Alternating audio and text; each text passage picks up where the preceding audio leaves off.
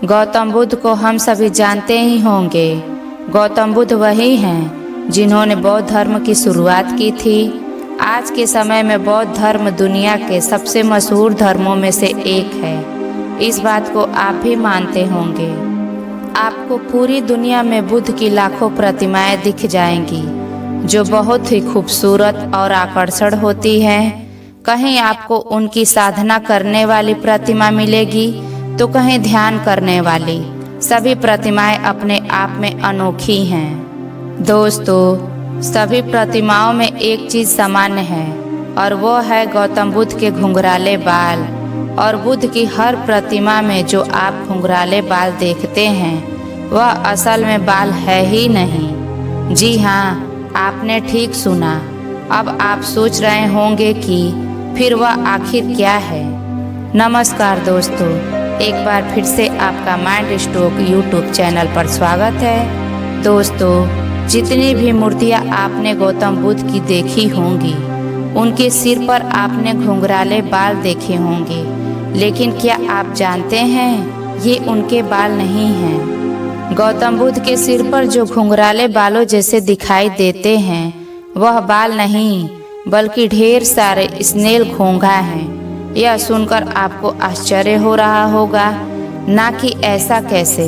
दोस्तों, इसके पीछे का रहस्य भी मैं बताऊंगी, तो आइए इस कहानी को शुरू करते हैं। बौद्ध धर्म के त्रिपिटक में से विनय पिटक ग्रंथ में बहुत से दिशा निर्देश लिखे हुए हैं। इन दिशा निर्देशकों को माने तो इनमें लिखा हुआ है कि आत्मज्ञान की प्राप्ति के लिए मनुष्य का तन और मन दोनों ही बिल्कुल पवित्र होने चाहिए। इन दिशा निर्देशकों को मानते हुए बौद्ध भिक्षु अपने तन और मन की पवित्रता के लिए अपने सिर का मुंडन करवा लेते हैं। यही किए थे सिद्धार्थ गौतम यानी गौतम बुद्ध ने।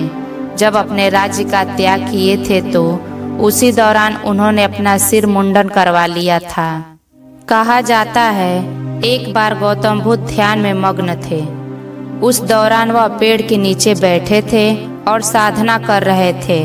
साधना करते करते वह इतने अधिक ध्यान में लीन हो गए कि उन्हें बाहर के बारे में कुछ पता ही नहीं रहा और बाहरी दुनिया को भूलकर वह साधना में डूब गए। जिस समय भगवान बुद्ध साधना में लीन थे उस समय मौसम गर्मी का था और सूरज ठीक उनके सिर के ऊपर था। उस दौरान भी कड़ी तपस्या में लगे हुए थे। इसी बीच उनके पास से एक घोंघा निकलने लगा। तब तक उसकी नज़र भगवान बुद्ध पर पड़ी। गौतम बुद्ध को इस रूप में देखकर घोंघा रुक गया और वह सोचने लगा कि इतनी अधिक गर्मी में भी वह कैसे साधना में लीन है।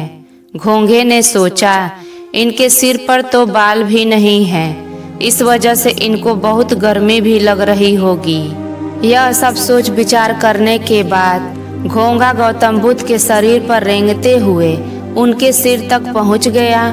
उसके बाद उसने अपने मन में सोचा कि अगर मैं गौतम बुद्ध के सिर पर रहूंगा तो उनको गर्मी का एहसास कम होने लगेगा। और यही सोचकर वह वहीं ठहर गया। ये देखकर और भी घोंघे वहां आ गए और उनके सिर पर एक टोपी बना ली। बताया जाता है कि ये करीब 108 घोंघे थे जो एक टोपी की तरह उनके सिर पर जमा हो गए। अब जो उनके सिर पर घुंघराले बाल दिखते हैं वो बाल नहीं, बल्कि घोंघे हैं जो एक दूसरे के आसपास चिपककर बैठे हैं। इन घोंघों ने बुद्ध की तपस्या के लिए अपना जीवन दे दिया था।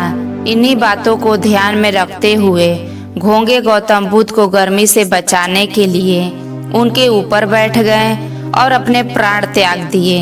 एक अन्य भी है कहानी।